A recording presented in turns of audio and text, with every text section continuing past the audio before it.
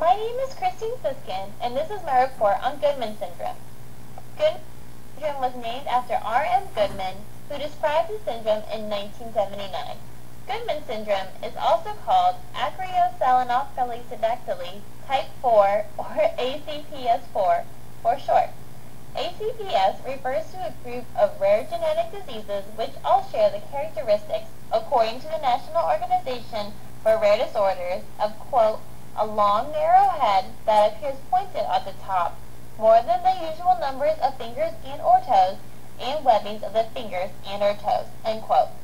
The other types of ACPS are ACPS1, which is also called Noack syndrome, ACPS2, which is also called Carpenter syndrome, and ACPS3, which is also known as Sakaki syndrome. There are many distinguishing characteristics of Goodman syndrome. Physical characteristics include head and facial anomalies. According to Nord, in Goodman syndrome, quote, the fibrous joints between the bones and the skull close prematurely, causing the head to grow upward. As a result, the head appears long, narrow, and pointed on top, end quote. Other abnormalities to the face are large protruding ears, a prominent nose, highly arched eyebrows, and slanted eyelid folds. Goodman syndrome also affects the physical characteristics of the hands and feet, such as webbed fingers and or toes, and extra fingers. These fingers are abnormally bent and permanently flexed.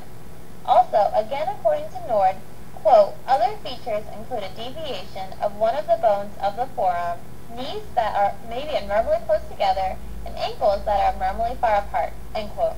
In addition to these physical characteristics, individuals with Goodman syndrome also have congenital heart disease. As far as developmental characteristics of Goodman syndrome, there really aren't any. All individuals in medical literature with the syndrome have had normal intelligence.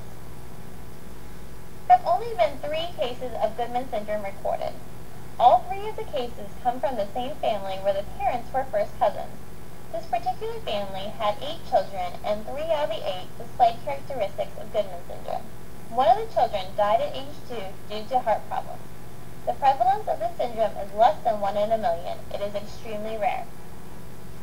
This syndrome is caused by a recessive trait.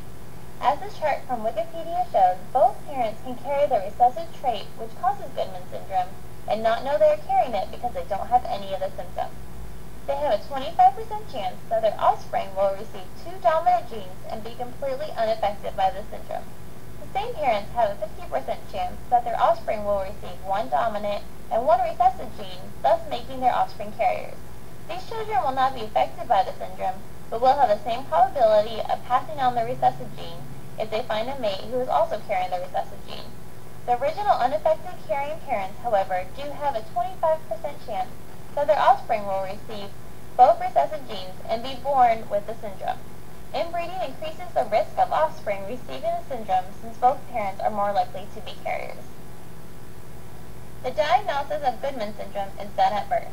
Physical characteristics such as long, narrow head and webbed fingers and toes, as discussed above, will lead to the diagnostic of part of the ACPS family. Distinctive characteristics will narrow down which type it is.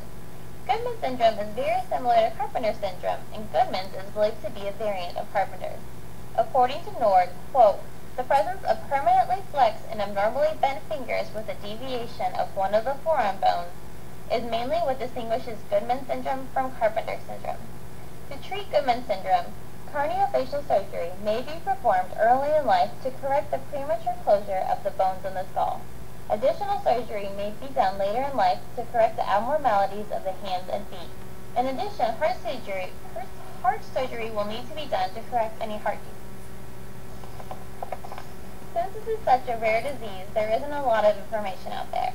A big information resource for this family, or any teachers that teach students with Goodman syndrome, would be NORD, which is the National Organization of Rare Disorders.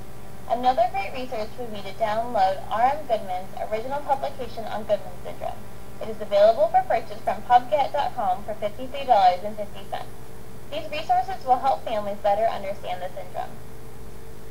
There are no specific professional organizations or support group for Goodman syndrome since it is so rare. However, since Carpenter's is so similar to Goodman syndrome, many resources and support groups available to Carpenter's would be available for Goodman's. Some professional national organizations, which would be a great resource for families or teachers, would be the American Heart Association, Children's Craniofacial Association, FACES, the National Craniofacial Association, Genetic and Rare Disease Information Center, National Foundation for Facial Reconstruction, and National Heart, Lung, and Blood Institute. Here are the resources I used for this presentation. Thank you for listening to my research on Goodman Syndrome.